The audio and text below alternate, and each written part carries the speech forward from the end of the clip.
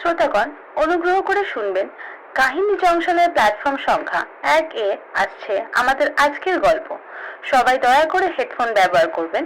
আপনাদের যাত্রা শুভ হোক। আমাদের আজকের গল্প পুনর্জন্মের সত্য সম্পূর্ণ কাহিনী জাংশন ইউটিউব চ্যানেলের। গল্পের প্রধান চরিত্রে ইন্দ্র, ঈশানী, শাশ্বতী, হাসপাতালের ওয়ার্ডেন এবং ডাক্তার সঞ্জয় মুখার্জি।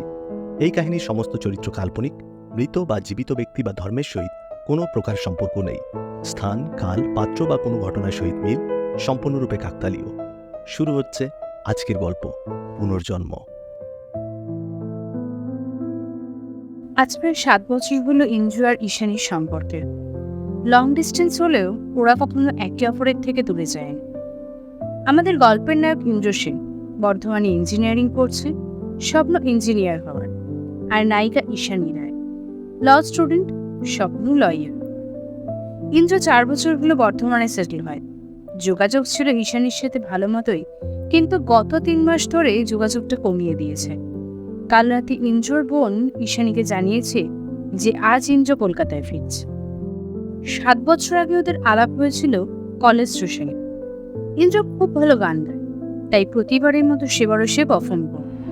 হল ভর্তি লোক, ইন্দ্র স্টেজ।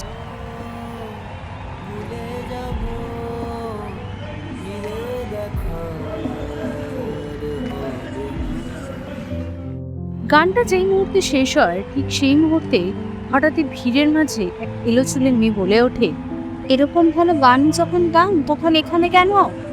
কোনো টিভি প্রোগ্রামে তো করতে পারে। ইন্দ্র সেদিন এক ঝলক দেখেছিল ঈশানী। লাল কুর্তি পরা মেয়েটা সেদিন যেন নজর কেড়েছিল ওই ভিড়ের মধ্যেই। এরপর আলাপচারিতার মধ্যে দিয়ে শুরু হয় দুজনের বন্ধুত্ব। আজ বাড়ি নিয়ে যাব তোকে। বাড়ির কিছু দূরে এই পুকুরের ঘাটটা ওদের দুজনের খুব পছন্দের জায়গা। বিকেলের হাওয়ায় এলোমেলো করে দেওয়া চুলগুলো মুখের ওপর থেকে খানিকটা সরিয়ে ঈশানী অবাক। এর আগে সে অনেকবার ইন্দ্রকে বলেছে যে সে তার বাড়ি যেতে চায়, কিন্তু ইন্দ্র সব সময় কিছু না কিছু বলে ঠিক এড়িয়ে গেছে। কি রে, কিছু বলছি তো, ওঠ। বাড়তি কোনো প্রশ্নে গেল না ঈশানী, কারণ ইন্দ্র যা খ্যাপাটে, হয়তো বেশি কিছু জিজ্ঞেস করলে নিয়েই যাবে না। তাই হাসি মুখে উঠে পড়ল।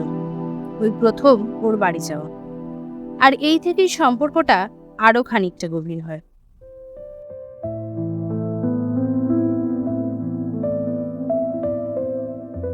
আজ সকাল থেকে ইন্দ্র ফোন তুলছে না। The number you have dialed is currently busy. Please try again later. খুব রাগ হচ্ছে ঈশানীর। ছেলেটার যেমন গুণ আছে তেমনি এটা একটা বদ অভ্যাস, একেবারে ফোন না ধরা। কথাটা ভাবতে ভাবতেই হঠাৎ করে দরজায় বেলটা বেজে ওঠে। উফ, এই সময় আবার কে এলো? বলছি।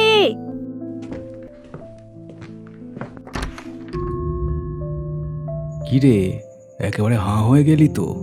কেমন দিলাম বল? জানতাম তুই এখন নির্ঘাত নাক ডাকিয়ে দুপুরের ভাত ঘুম দিয়ে ফিগারটা খারাপ করবি, তাই আর ফোন টোন না করে শটান চলে এলাম। ঈশানীকে সাইড করে বুক ফুলিয়ে ঘরে ঢুকে বলল ইন্দ্র। সেই এক স্টাইল, বেপরোয়া, বিন্দাস। দুনিয়া কি ভাবলো তাতে ওর কিছু যায় আসে না। বরাবরের মতো ঈশানীকে কমপ্লিট বোকা বানিয়ে দেওয়া, কথায় কথায় হক জমানো, ইচ্ছে হলে ভালোবাসায় পাগল করে দেওয়া, আর না হলে এক সমুদ্র নিস্তব্ধ। মাঝে মাঝে তো আবার নিরুদ্দেশ কিছু না জানিয়ে। জানানোরই বা কি আছে? ঈশানী কি ওর বিয়ে করা বউ? তবে এটা ঠিক, ওর এই বাউন্ডুলে রঞ্চনটি স্বভাব, জীবনকে বিন্দাস ভাবে নেওয়া, অগোছালো এলোমেলো থাকা, পাগলের মতো ভালোবাসা, এগুলোর জন্যই ঈশানী পিপিলিকার মতো নাচতে নাচতে এগিয়ে যায় বারবার।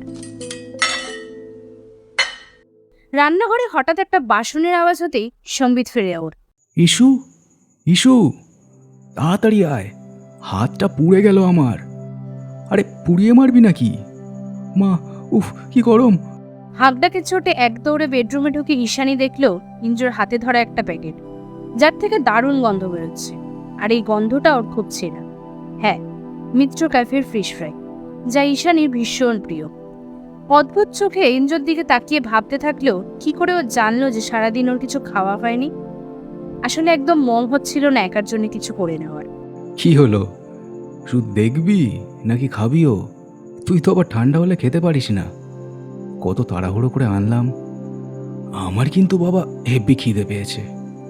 আমি এত কারোর ওপর রাগ করে উপোস দিই না, জানিস তো। পেটে খেলে তবেই তো পিঠে সইবে। তুই ফোন তুলছিলি না কেন? আমার চিন্তা হয় না? চিন্তার কি আছে? আচ্ছা, তোর কি আমার কষ্ট, রাগ এগুলো চোখে পড়ে না? আমার অভিমান হলে একটু রোমান্টিক হতে পারিস না? প্রচুর।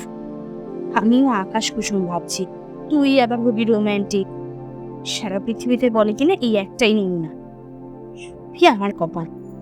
শোন, এইসব টিপিক্যাল বৌমার্কা ডায়লগ বন্ধ কর। অত বলা টলা পারবো না। দেখ, ফালতু আমার বউ হওয়ার চেষ্টা করিস না। এইসবের জন্যই কিন্তু আমি প্রেম বিয়ে এসবের থেকে 100 হাত পেছনে। আর চেয়ে বরং মাথাটা একটু টিপে দে তো, ব্যথা করছে খুব। এক নাগারে কথাটা বলে বিছানায় শুয়ে পড়ল ইন্দ্র। ঈশানী এক পলক তাকিয়ে একটু হাসল, কারণ সে আজও বোঝে না এই সম্পর্কটা প্রেম নাকি শুধুই বন্ধুত্ব।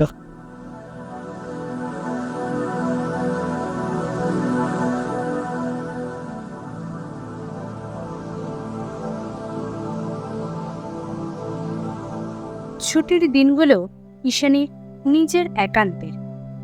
সকাল থেকেই ঘরের কাজ নিয়ে ব্যস্ত সে। হঠাৎ টেবিলে রাখা ফোনটা বেজে ওঠে।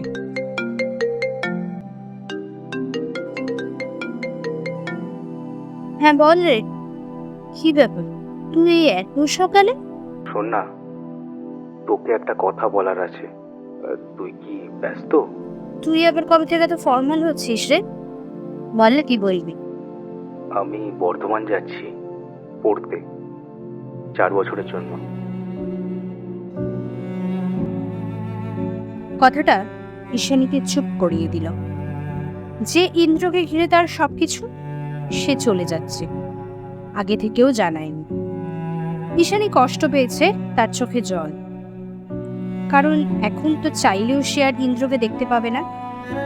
হঠাৎই একরাশ অপরাধ বোধ ঘিরে ধরল ঈশানীকে।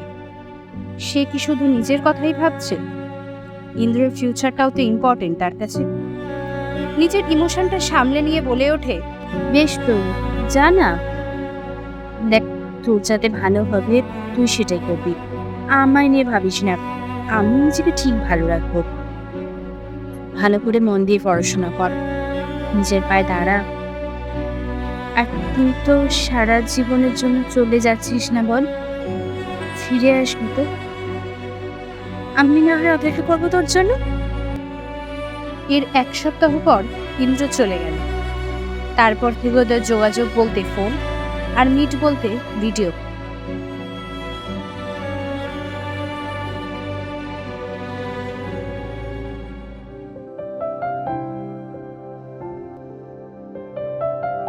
সমীর কাছে ইন্দ্র কলকাতায় ফেরার কথাটা শুনে আনন্দ বাঁধ মানছে না ঈশানীর। একে তো ইন্দ্র ফিরছে, তার উপর আজ তাদের সম্পর্কের 7 বছর পূর্ণ হলো। কিন্তু ইন্দ্র কেন জানায়নি এই কথাটা? তাহলে কি তার জন্য পুরোটাই সারপ্রাইজ? আর ভাবতে পারল না ঈশানী। এক দৌড়ে গিয়ে স্নান সেরে নতুন শাড়িটা পরে বেরিয়ে পড়ল, মন্দিরে যাবে পুজো দিতে। ফিরে এসেই ঘরে ঢুকে ফোনটা হাতে নিয়ে ইন্দ্রকে ফোন করে, কিন্তু ফোনটা বেজে যাচ্ছে। অপেক্ষা না করে গাড়িটা নিয়ে বেরিয়ে পড়ে, সে ইন্দ্রর বাড়ি যাবে।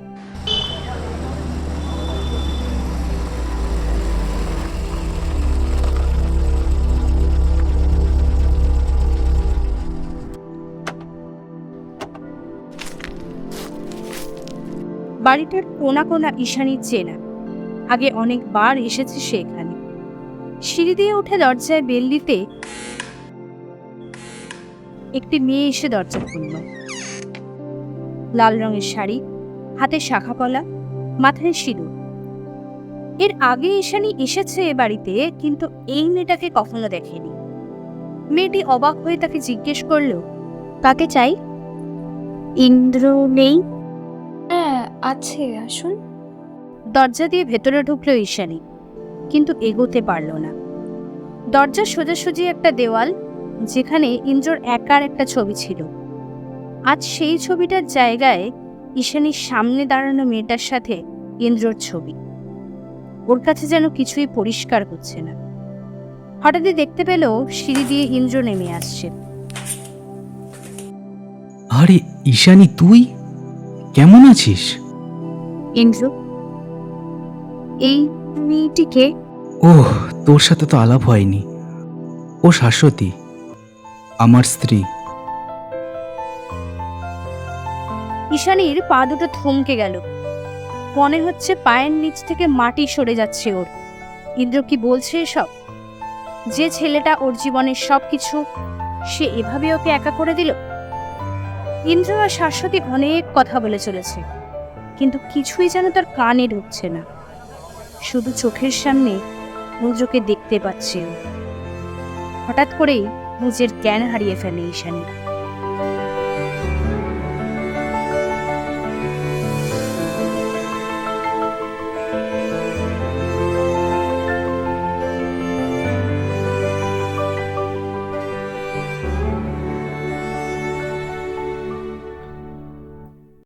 কাহিনী জাংশনে এতক্ষণ শুনছিলেন আজকের গল্প পুনর্জন্মের প্রথম ভাগ। গল্প পাঠে গল্পের লেখিকা এবং ঈশানীর ভূমিকায় শ্রীপর্ণা রায়চৌধুরী, ইন্দ্রের চরিত্রে কৌশিক ফ্রম কার্টুনস অ্যানিমেশনস, শাশ্বতীর ভূমিকায় অচ্চিতা পোদ্দার। গল্পের সূত্রধার, এডিটিং এবং সমগ্র পর্ব পরিচালনায় আমি প্রসেন সরকার। বিশেষ ধন্যবাদ জানাই শ্রীপর্ণা রায়কে আমাদের চ্যানেলটিকে সকলের সামনে তুলে ধরার জন্য। এই যাত্রাটির শেষে টিকিট মূল্য হিসেবে আমাদের প্রয়োজন একটি লাইক, কমেন্ট এবং সাবস্ক্রাইব। নিজেরা উপভোগ করুন এবং প্রচুর শেয়ার করে অন্যদেরও এই গল্প যাত্রা উপভোগ করার সুযোগ করে দিন। আবারও ট্রেন আসবে জংশনে খুব তাড়াতাড়ি। সবাই ভালো থাকবেন। ধন্যবাদ।